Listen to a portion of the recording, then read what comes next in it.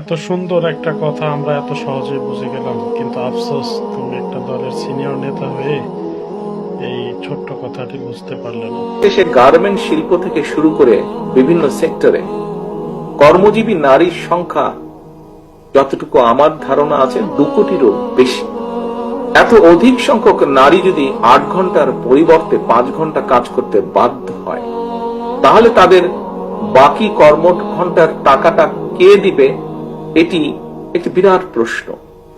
নারীর কর্মঘণ্টা কমানোর কথা বলে চাকরিদাতাদেরকে কি কৌশলে নারীদেরকে চাকরি না দেওয়ার জন্য কি উৎসাহিত করা হচ্ছে না? নিউ ইয়র্কে একটা বক্তব্য রাখতে গিয়ে আমি বলেছিলাম,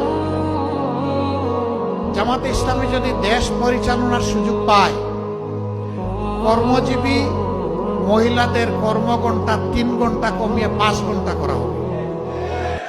আরে যাই বলছি, বাংলাদেশের বঙ্গোপসাগরে জোয়ার শুরু হয়ে গেছে, চতুর্দিকে সমালোচনার ঝড়। হায় হায়, কি বলল জামাতের আমির সাহেব, এখন তো আর মহিলারা কোনো কাজই পাবে না। যারা বিভিন্ন কাজে নিয়োগ করবে তারা বলবে, বাবা আমার এই 5 ঘন্টা দিয়ে 8 ঘন্টার বেতন দিয়ে আমার তো পোষাবে না, আমার দরকার নাই মহিলা কর্মজীবী, মহিলা কর্মকর্তা আমার প্রয়োজন নেই।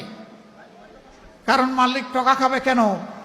আরেক দল বলতেছে, যাও মহিলারা একটু রুজি রোজগার করতো, রাস্তাটা দিলেন আপনি বন্ধ করে। ভাই, একদিনে সব কথা বলা যায় না। বিবেচনা না করে, চিন্তা না করে এই কথা বলি নাই। আপনি কি আরেকটা মিটিংয়ে একজন প্রশ্ন করছে ভার্জিনিয়ায়, যে আপনি বলেছেন মহিলাদের কর্মঘণ্টা কমিয়ে দেবেন, এটা কি বৈষম্য না? আমরা করব 8 ঘন্টা, তারা করবে 5 ঘন্টা। আমি বললাম অবশ্যই বৈষম্য।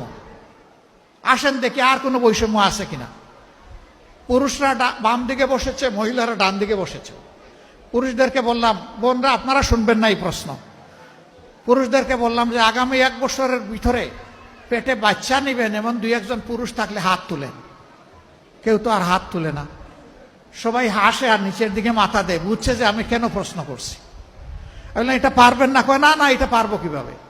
আমি বললাম আচ্ছা ঠিক আছে, বাচ্চা নিতে পারলেন না, আপনার স্ত্রী যে বাচ্চাটা জন্ম দিবেন ওকে একটু বুকের দুধ খাওয়াবেন 2 বছর, যারা তারা একটু হাত তুলেন, নিজের বুকের দুধ। এখন দেখি আবার কেউ হাত তুলে না। আমি বললাম এটাকে বৈষম্য না? একজন পেটে গর্ভধারণ করলো, এরপরে বুকের দুধ দিয়ে বাচ্চাকে বড় করলো, আপনি কিছুই করলেন না, এটাকে বৈষম্য না? তো সে সব কিছু করবে, আবার প্রফেশনাল লাইফে এসে আপনার মতো 8 ঘন্টা কাজ তাকে করতে হবে, এইটাই বৈষম্য। এখন বলবেন যে শিল্প মালিক বাঁচবে কেমনে, সরকারের কাজ হবে কেমনে? অবশ্যই হবে। যে জাতি তার মাকে সম্মান করে, আল্লাহ সেই জাতিকে সম্মানিত করেন। চুররা চুরি করে সমাজ থেকে পকেট কেটে লুণ্ঠন করে যেই টাকা নিয়ে যায়, সেই টাকা যদি ফেরত আসে, সেই টাকা যদি সদ্ব্যবহার করা যায়, মায়েকে রানীর মর্যাদায় প্রতিষ্ঠিত করা হবে ইনশাআল্লাহ।